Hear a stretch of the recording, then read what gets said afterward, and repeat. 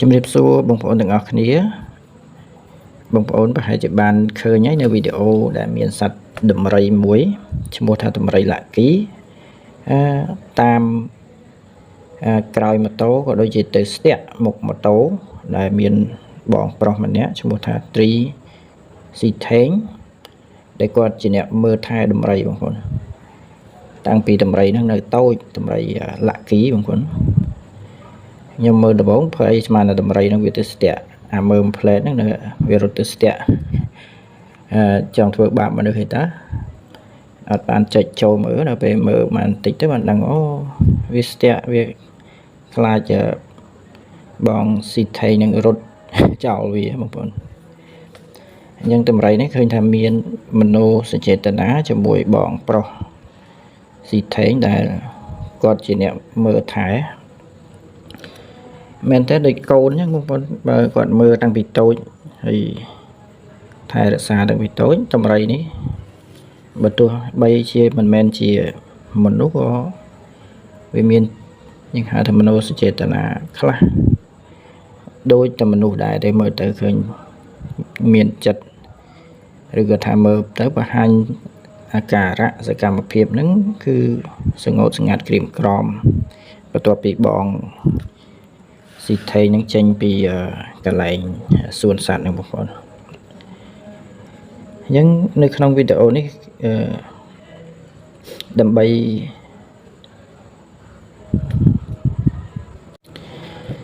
បន្ទាប់ពីមើលវីដេអូដំរីនឹងហើយបងប្អូនមានអារម្មណ៍យ៉ាងណាដែរបងប្អូនបងប្អូនខ្លះគឺមានអារម្មណ៍ក្តុកក្តួលរំជួលចិត្តតែបាត់អីដឹងពីប្រវត្តិគាត់មើលដំរីឡាគីហ្នឹងតាំងពីតូចរហូតមកដល់ពេលនេះគឺ26ឆ្នាំហើយបងប្អូនណាហើយគាត់ត្រូវបានគេបណ្ដេញចេញអីអធិស្ឋានគាត់ត្រូវបានលាឈប់ពីការងារនៅកន្លែងដែលគាត់ធ្វើការហ្នឹងដោយសារមានមូលហេតុពាក់ព័ន្ធនឹងបញ្ហាផ្ទៃក្នុងបងប្អូនហើយមែនតើគាត់មិនចង់ឈប់ទេតាមមើលវីដេអូដែលបានផ្សាយនៅលើបណ្ដាញសង្គមគាត់អត់ចង់ឈប់ទេប៉ុន្តែមានបញ្ហាទៅគាត់ក៏សុំលាឈប់ទៅទាំងដែល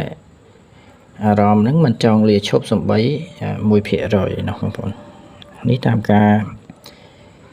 រសម្ដែងអារម្មណ៍របស់គាត់ដែលខ្ញុំបានមើលអញ្ចឹងនៅក្នុងវីដេអូនេះខ្ញុំសូមបន្ថែមបន្តិចដោយសារមានព័ត៌មានរបស់ក្រសួងចេញនៅសេចក្តីប្រកាសបងប្អូនប្រកាសព័ត៌មានក្រសួងកសិកម្មរុក្ខាប្រមាញ់និងនេសាទបានចេញនៅសេចក្តីប្រកាសព័ត៌មានខ្លាចមានការភ័ន្តច្រឡំថាគាត់បម្រើការងារនៅទីនោះគឺជាមន្ត្រីរបស់ខាងរដ្ឋបាលព្រៃឈើក៏ដូចជាមន្ត្រីរាជការរបស់ស្ថាប័នរដ្ឋអីចឹងទៅក៏បានចេញព័ត៌មានមួយចុះថ្ងៃទី1ហ្នឹងបងប្អូនទី1កក្កដាឆ្នាំ2025ដែលមានខ្លឹមសារថាសេចក្តីប្រកាសព័ត៌មានរបស់រដ្ឋបាលព្រៃឈើពាក់ព័ន្ធនឹងករណីដំរីឡាគីនិងលោកត្រីស៊ីថេងលោកត្រីស៊ីថេងជាបុគ្គលិករបស់អង្គការសម្ព័ន្ធមិត្តសត្វព្រៃមិនមែនជាមន្ត្រីរដ្ឋបាលព្រៃឈើឬមន្ត្រីជាប់កិច្ចសន្យាបម្រើការងារនៅក្នុងអង្គភាពរដ្ឋបាលព្រៃឈើនោះឡើយលោកត្រីស៊ីថេងត្រូវបានអង្គការសម្ព័ន្ធមិត្តសត្វព្រៃបញ្ជូនមកបំពេញការងារជាសមភាគីជាមួយឧទ្យានសួនសត្វព្រៃការពារនិងសួនភូតគាមភ្នំតាម៉ៅដែលត្រូវបានលាឈប់ពីការងារចាប់ពីខែកក្កដាឆ្នាំ2025តទៅការលាឈប់ពីការងាររបស់លោកត្រីស៊ីថេងជារឿងផ្ទៃក្នុងរបស់អង្គការសម្ព័ន្ធមិត្តសត្វព្រៃ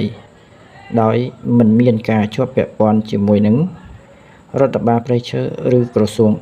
រុក្ខាប្រមាញ់និងនេសាទនោះទេហើយចឹងនេះគឺជាលិខិតមួយគ្រាន់តែជាការបញ្ជាក់ទេបងប្អូនហើយមែនតើរឿងរ៉ាវដែលនាំឲ្យគាត់ឈប់នោះយ៉ាងណាក៏យើងមិនដឹងដែរ ដោយសារជារឿងផ្ទៃក្នុងរបស់អង្គការសម្ព័ន្ធមិត្តសត្វព្រៃបងប្អូនណាយ៉ាងនេះជាព័ត៌មានមួយថ្មីហើយមែនតើខ្ញុំឃើញវីដេអូនោះក៏មានអារម្មណ៍ថាมันស្រួលដែរទេ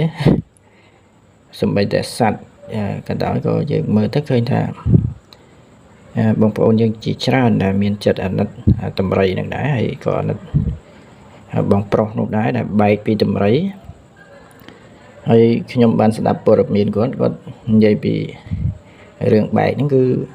គាត់ពិបាកធ្វើចិត្តដែរបងប្អូនហើយបន្ទាប់ពីជិះចេញពីតម្រៃហ្នឹងទៅឈប់ម៉ូតូនោះយំមកឆ្អែតហ្នឹងទៅបានធ្វើដំណើរបន្តទៅទៀតទៅបងប្អូនយ៉ាងនេះគឺជារឿងមួយដែលជារឿងមួយដែលគេហៅថាក្តុកក្តួលដែរបងប្អូននេះមិនមែនជាមនុស្សផងសូម្បីតែសត្វក៏មានមនោសញ្ចេតនាយ៉ាងហ្នឹងហើយចុះតម្រាំតែមនុស្សបងប្អូនដែលជាទីស្រឡាញ់ជាទីពេញចិត្តរបស់យើងមិនដឹងថាពេលដែលត្រូវបែកគ្នាឬក៏ត្រូវលាគ្នាហ្នឹងមិនដឹងថាមានទុក្ខឬក៏ចិត្តនឹងក្រំគ្រាយ៉ាងណាទេបងប្អូន